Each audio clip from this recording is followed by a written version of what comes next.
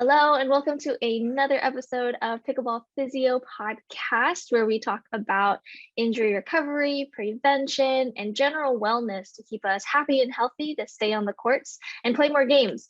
I'm excited because I have a special guest today, Kathy Crotts. She's a registered dietitian hailing from Mocksville, North Carolina, and she and I have had the pleasure and privilege of getting connected through our healthcare community, Smart Success Healthcare through Greg Todd. And it's been such a pleasure getting to see her engage with the community and give and be able to learn from one another. And so I'm really excited to have her on today to talk with us about chronic kidney disease and things that we should be considering with chronic kidney disease that we may not know or we may have questions on. So thank you so much, Kathy, for being on the podcast today. Thank you for having me. Looking forward to this. Yes. So, Kathy, can you tell our listeners and our viewers a little bit more on how you came to be so interested and to learn so much about chronic kidney disease? Yes, absolutely. So I worked with the Department of Veteran Affairs for about 12 years, and I had the opportunity to get a job in the nephrology clinic. It was a grant-based position that I had for a few years. The nephrologist's vision was to create kind of an interdisciplinary care team within the nephrology clinic. And so I got to work alongside the doctors, and they would see the patients, and then they would walk the patients down to me, let me know what was going on with them and what they needed nutritionally. And then I was able to work with them. And it was just a great way to learn because I got to work side by side with the doctors every day. Those nephrologists were just so very open to teaching me all things that I needed to know from their perspective. So during that time, I just fell in love with the population. I love the fact that I could see these patients and follow them along as they came for their follow-up visits with the nephrologist, and they could touch base with me on where they were and what they had implemented since our last visit. And it was just really exciting for both sides. For the patients, they were so happy to see when they had their labs done, the effect that the changes they had made in their diet made on their labs. It was just really rewarding for me to get to work with them and see that joy on their face when they made improvements. It's just really rewarding. And I just fell in love, developed this passion for helping people that have chronic kidney disease, and then really just making people aware of chronic kidney disease, because a lot of people aren't even aware of the problem that exists. Absolutely. So, for anybody who is unfamiliar with chronic kidney disease, what is kind of your elevator pitch, so to speak, on trying to build that awareness for an individual that maybe hasn't heard anything of it or they've only heard of it and don't know actually what it entails? So chronic kidney disease is a silent illness, and it's really not exactly an illness. It's really more of a label that you get. The diagnosis of a kidney disease, a chronic kidney disease, tells us what the function of your kidneys are. And so when someone is diagnosed with chronic kidney disease, oftentimes they feel very hopeless, very overwhelmed and confused. They're scared. But it doesn't have to be scary. The earlier that you identify that you have chronic kidney disease, the more of an impact that you can make on your health. I help people that have kidney disease from generally, so kidney disease is stage 1 through 5. Like I said, that really just identifies where your kidney functioning is. With the higher the number, the lower function you have. And so people with kidney disease generally, most of the time, don't know until they're stage 3 or later. I like to help people that are around stage 3 or before, if they find out earlier than that, make changes to their diet so that maybe they don't ever have to see stage 4. Most importantly, when you have kidney disease, your fear is you're going to need dialysis, which is where your kidneys don't work enough to keep you alive. And you have to go to the dialysis center several times a week to have your blood filtered.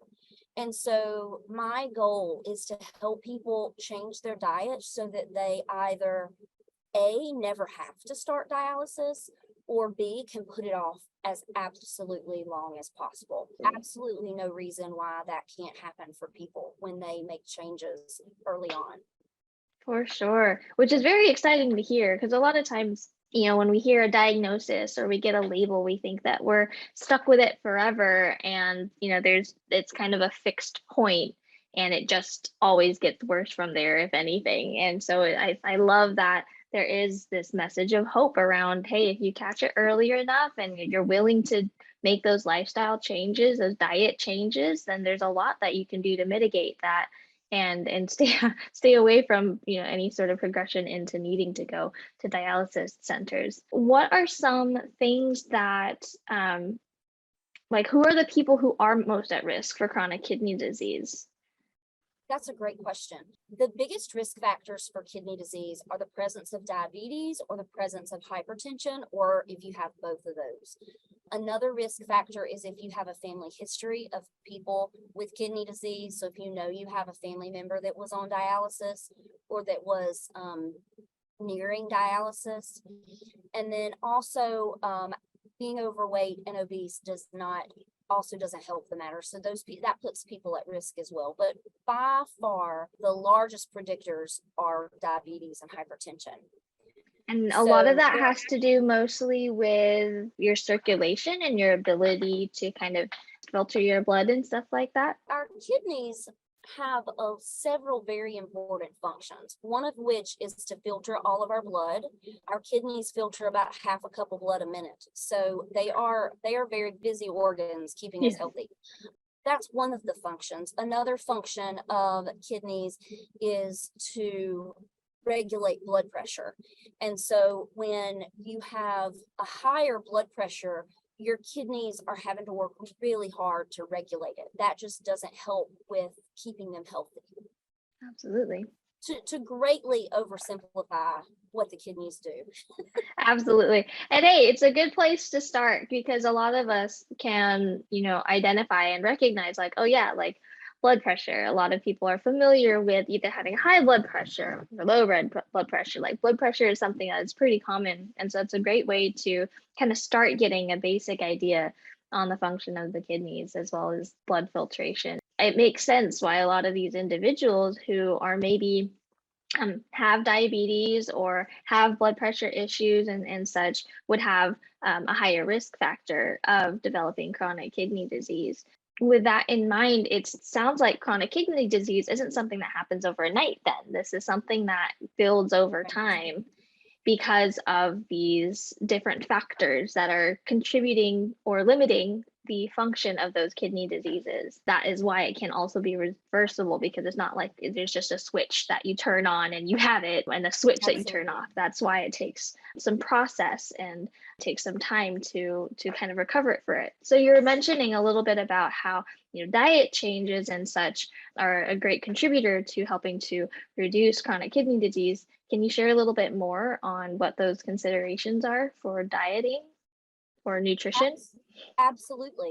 The biggest things that can make an impact on your kidney disease from research, we know without a doubt, the tighter you get your blood sugars controlled, the better your kidney health is going to be. And then also the better you manage your blood pressure numbers.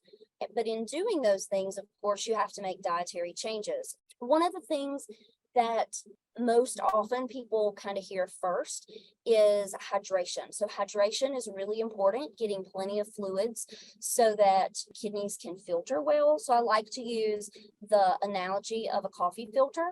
So if you think about making coffee, lots of us know about that process, and so it's a good process to think through. So if you think about, if you put your coffee in the filter's job is to have the water run through the filter and pull the coffee through with it. And so when our kidneys are filtering, which is exactly what they're doing, they can't really filter very well the toxins and the byproducts that are in our blood from digestion and from what we eat without fluid.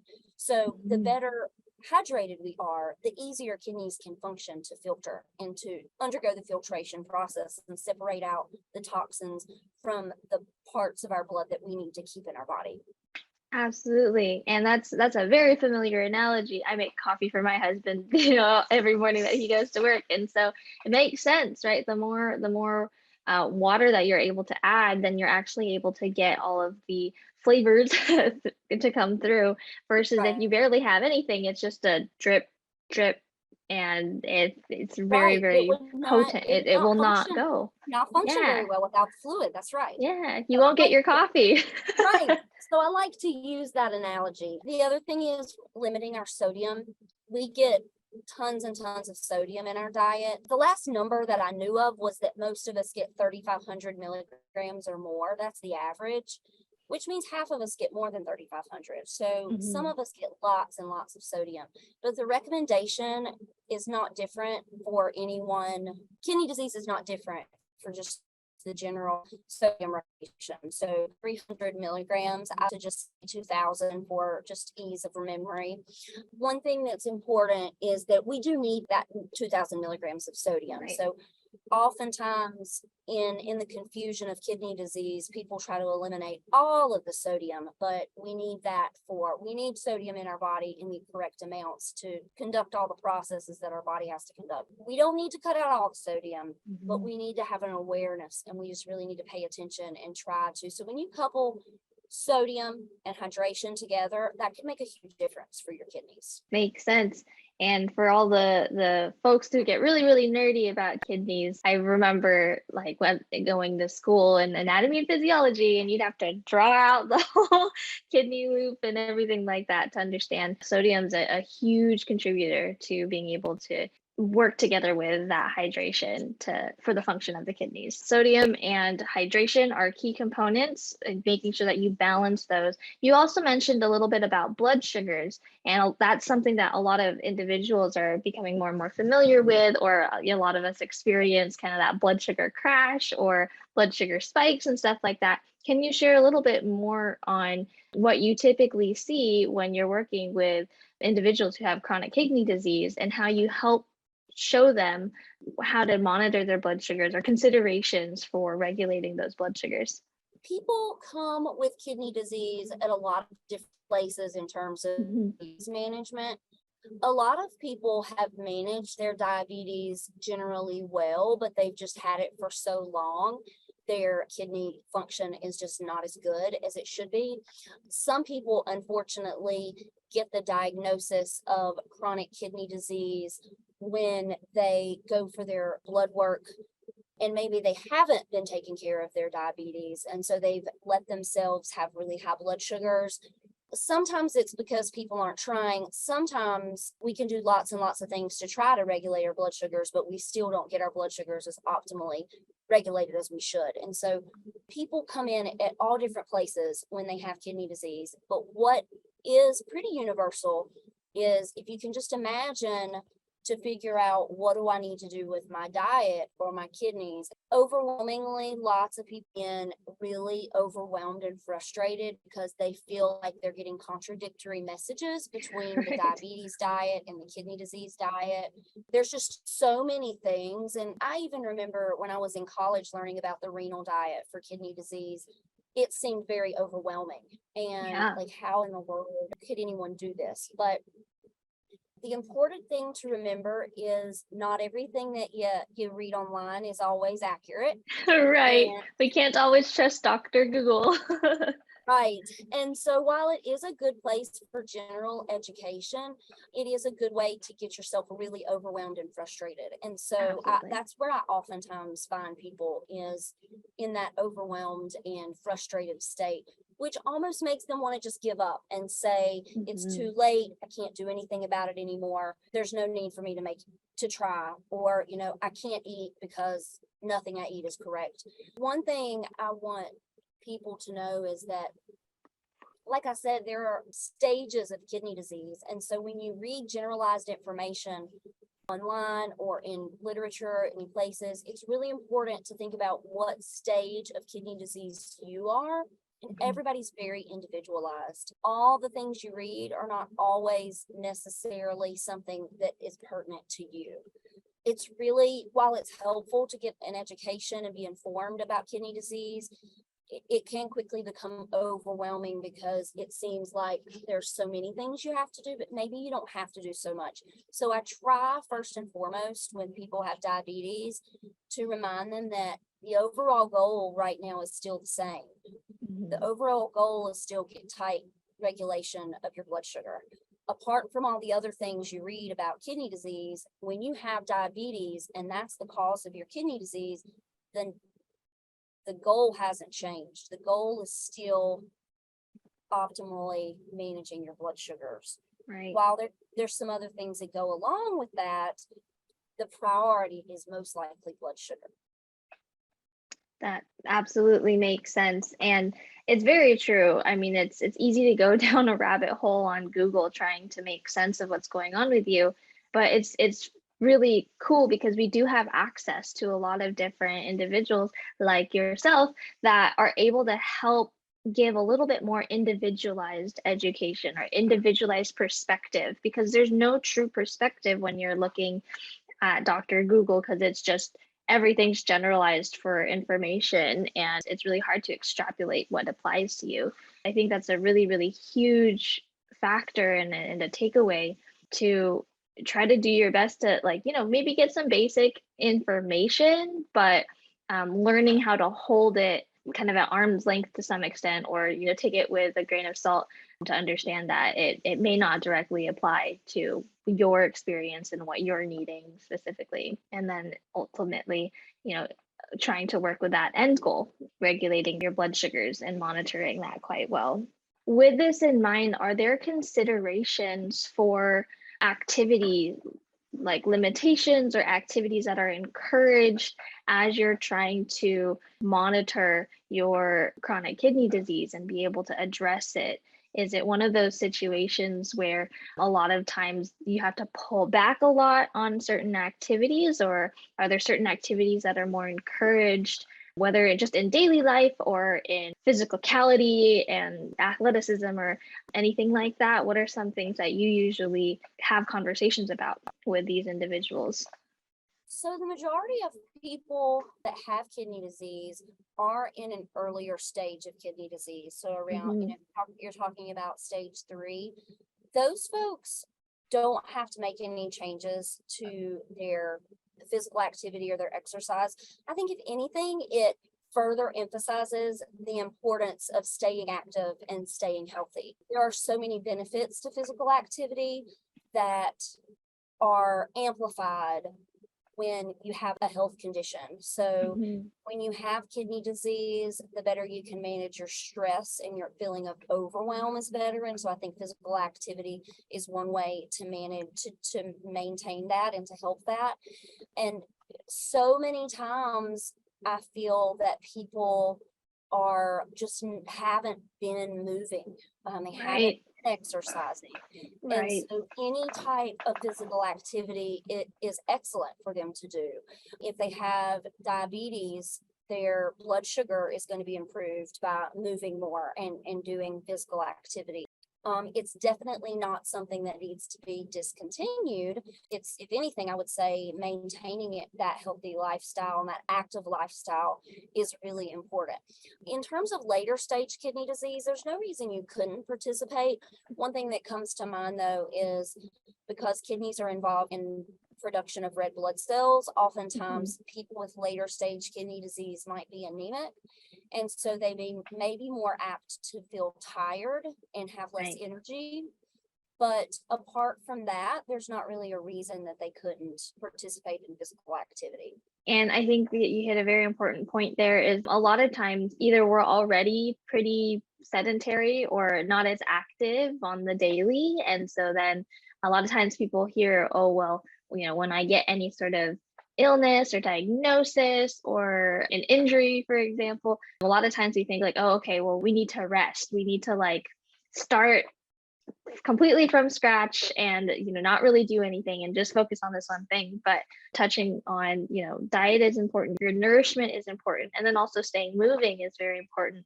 They kind of go hand in hand also with managing any sort of mental or emotional stress that inevitably comes along with any sort of lifestyle change, or shifting in what you're needing to do. For individuals with chronic kidney disease, and and anybody that's trying to stave off any sort of chronic kidney disease, that activity is important, but then also balancing that with, like, the points that you mentioned before, staying hydrated and making sure that you're getting the appropriate amount of sodium and other nourishment and nutritional factors, to kind of make sure that everything is always just coming back to finding the balance that's best for you. And sometimes we swing too far to one side, and we have to swing a little bit further to the other side to find where that middle zone is. But it's interesting that you mentioned the red blood cells and stuff like that, because I think a lot of people don't realize that a lot of their exhaustion could come from anemia. I think that there's a lot more people that are experiencing that sort of fatigue more and more now, because of lifestyle and just their ability for their body to work, and the organs in our gut to work as efficiently as they had been previously. I think it's really important to highlight, don't brush things under don't brush things under the carpet or under the couch if you're starting to notice some more frequent fatigue, tiredness, and stuff that you're not familiar with. Like, in this conversation, again, just go ask questions, get checked out, and get some of that clarity, because that will help in the long run of making informed decisions for what you need to do for yourself. Absolutely. If you feel like, I think about people that they tell me that they're just beyond exhausted and they can't do anything more than a few minutes. And oftentimes they haven't taken the time to go to the doctor. Right. And you may not have anemia, but you might. And so if you do, there's nothing that you can do to fix it without the proper interventions. That's an excellent point. The other point that makes me think of is that really the only way you can know you have kidney disease is regular lab work, along with you're having this new feeling of being really tired and feeling really exhausted. It could be anemia, but that also makes me think about people that I talk to that don't go to the doctor unless they're sick, or they don't feel the need to go to the doctor. But regular blood lab checks is the way that you can know how your kidneys are doing. I urge everyone to get that lab work, but not only that, to look at it themselves, because doctors are so busy. Sometimes they have to prioritize what they help us with. It's a good idea to take a look at your labs and see for yourself. If your kidney labs are altered, generally it will say so on your labs.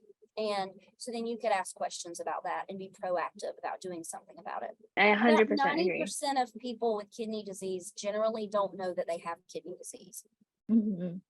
Yeah, and a lot of that just comes from being able to have the information. And like you said, like, a lot of our physicians, whenever they get these results, they're just trying to make sure that we're alive. Sometimes they don't have the time to go in detail and actually point out, like, okay, yes, these numbers are within the normal range, but you're trending on the higher end, or you're trending on the lower end. And being able to actually qualitatively look at how those lab results are coming out. That's why it's really important to look through it yourself and ask questions, especially whenever we're working with a healthcare provider. This is something that I'm learning, not only as a healthcare provider, but also as a patient, as a client, is that it's totally our right as patients, as clients, to be asking questions if something doesn't make sense, or if you need a little bit more of an explanation. Ultimately, if I, as a patient, do not have clarity as to what's going on, that's just going to contribute to more confusion and more stress, even if we're trying to follow instructions given to us by our doctors. If we cannot actually understand it and believe it and value it, then it's going to be a lot harder to make a difference in our lifestyle or in our body's capacity to adhere to any lifestyle changes. Because if we don't understand it, then we're far less likely to follow through on it and for our body to respond. Yeah.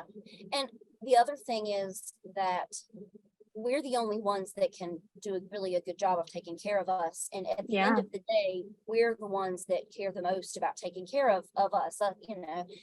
While people feel like it is the healthcare provider's job to let them know about things that are going on at the end of the day, we're the ones that matter. So we need to be proactive and look at our labs. Oftentimes I have clients, very often I have clients that before we can really get to work on changing their diet, we have to get through some feelings of anger and frustration because they had signs of kidney disease for many years that no one told them about, and they didn't notice.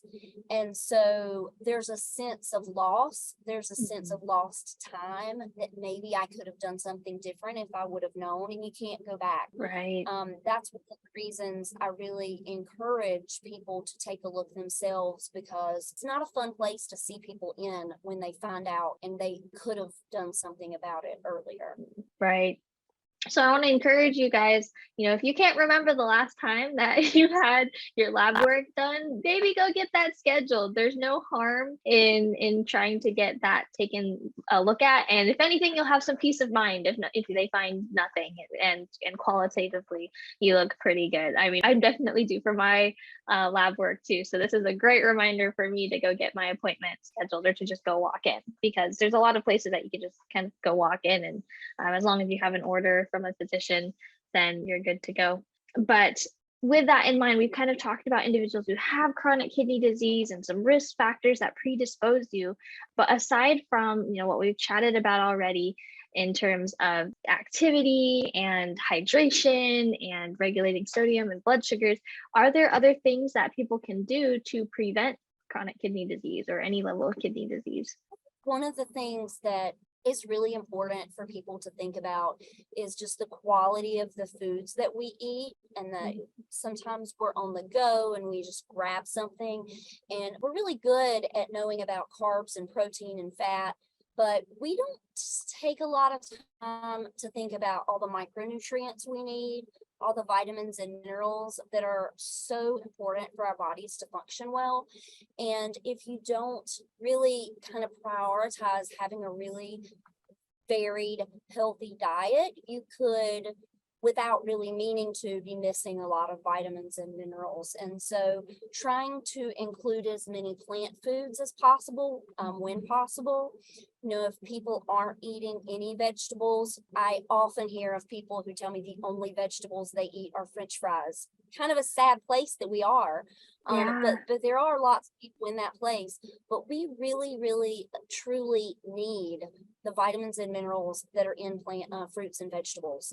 If you are that person that really doesn't get a lot of vegetables, try to eat one at each meal. Maybe try to eat the vegetable first. Just make a concerted effort to include fruits and vegetables in your diet. The second thing I would say, just for general health, is we put a lot of man-made preservatives and additives into our body that our body can digest, but they weren't made to digest. Right. And so those are really hard on our bodies. And so one of the things that people could do proactively is just try to have cleaner, healthier, less processed foods, because in addition to the sodium that you get in all those processed foods, you get a lot of additives that our body doesn't necessarily recognize as an ingredient. So it's really a toxin. So all those toxins have to go through our gut.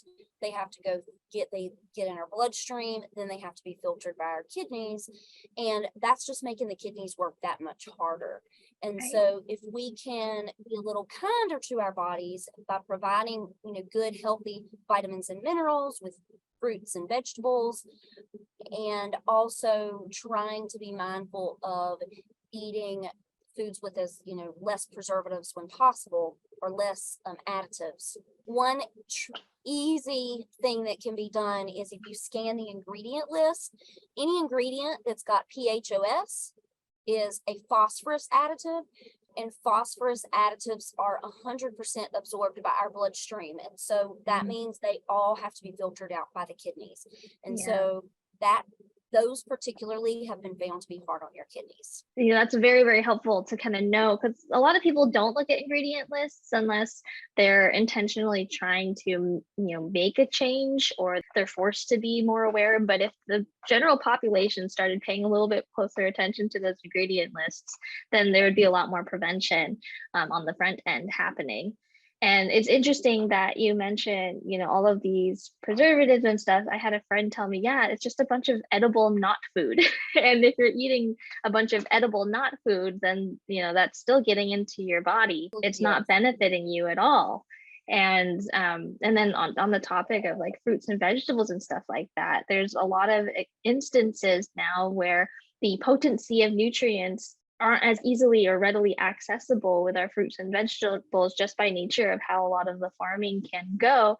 And this is reminding me of a conversation I had with Grace Legaspi, who is pursuing microgreens. And we had a great podcast conversation talking about that as an option, which is lovely, because if you're not one who likes to chew and chew and chew on vegetables, microgreens are kind of a great little thing that you can throw on or throw into your meals and still be getting good benefit from that. But it's a very good point that you make, Kathy, that what we put into our body really does like everything gets absorbed or has to be filtered through our body. And if we're not able to take care of those functions, then our body gets really stressed out because it's trying to do a good job, but it's just not being given the resources or the time or the opportunity to be able to operate the way that it was actually meant to. And so ultimately, we just need to be trying to do whatever we can to do our body favors so that that kidney can filter appropriately and doesn't have to do extra work. Absolutely. I often say our kidneys are amazing. They can do a really, really great job until they just can't anymore. Right. And so our job is to take care of them so that they can serve us throughout our life. And the message is out there that once you have kidney disease, you don't have, there's no choice but to go on dialysis. That's the only option. And by all means, for people that need to be on dialysis because they have no other option, dialysis is wonderful. We can imitate the kidney with a dialysis machine, yes, but there's so many losses that come along with that lifestyle that I want people to know that they don't have to wait until they have to just go on dialysis, that they can make changes to either never need to consider that, or maybe even to get to a transplant before they need dialysis. And there's lots of other pathways that can be taken. Yeah. And that's the blessing of, where we've been able to go with our knowledge in medicine and in healthcare and in wellness. And so if you have questions, if you're unsure, if you, like Kathy said, have been consulting Dr. Google and maybe have gone down a rabbit hole, please reach out to your healthcare team, locate a nearby lab center that you could get some work done, or you could reach out to Kathy because this is Kathy's specialty. So for individuals that are wanting to keep up with you, Kathy, or wanting to maybe connect with you and get more clarity on either their chronic kidney disease or family or friends, or just trying to make sure that they stave off any potential, where can people find you? Where can they get in touch with you? So in terms of social media, I'm primarily on Facebook and Instagram. I have the same name at both. It's Kathy with a K .Crotts .kidney nutrition. And so that's the biggest place people can find me. And then if you do follow me on Facebook, there's a link there to join my Facebook group where I go live frequently and I share lots of valuable information and tips to people that have kidney disease or have someone in their family they're taking care of with kidney disease. I try to make that group relevant to the people in the group. So I get feedback from members about what they're looking for, try to provide value that way. I have some free resources there as well. Wonderful, wonderful. And all of these links I will include in the show notes and description, so you guys can just click right on over to it. But thank you so much, Kathy. I'm excited for what you're doing and how you're serving the community. It's clear that you have a passion for this population and you have the tools to help them into their success and making sure that chronic kidney disease isn't so scary or, life threatening as everybody sometimes can think it is if you have the tools to take care of it and you understand what your body specifically needs for yourself. Thank you so much, Kathy, for coming on the podcast. Thank you for having me. I've enjoyed it. Yay. And to all of you listeners, if you have any other questions for Kathy, go follow her and touch base with her. And if you have any other questions or topics you would like for me to cover on this podcast, please let me know. Otherwise, thank you so much for tuning in to the Pickleball Physio podcast, and we hope to see you guys on the courts.